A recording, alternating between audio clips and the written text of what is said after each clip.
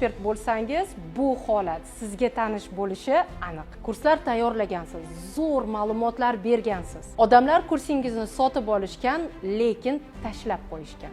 Ya'ni o'qishni oxirigacha olib borishmagan. Agar bu holat sizga tanish bo'lsa, buni oldini olish uchun 3 ta usuldan foydalaning. Birinchisi, kursingiz strukturasiga e'tibor bering. Ma'lumotlar osondan qiyinga qarab ketishi kerak. Bilasizmi, boshidan juda ko'p ma'lumot berib, auditoriyani to'yintirib qo'ymang.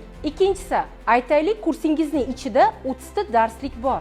Siz kursingizni avvalida va har bir darsda bu darsdan tinglovchilaringiz qanday foyda olishini aytishingiz zarur. Bu ularni darslaringizni oxirigacha o'tirib, diqqat bilan eshitishlariga majbur qiladi.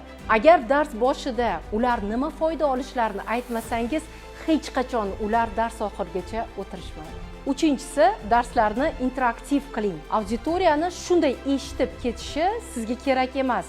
Ularni natija olishi muhim, to'g'rimi?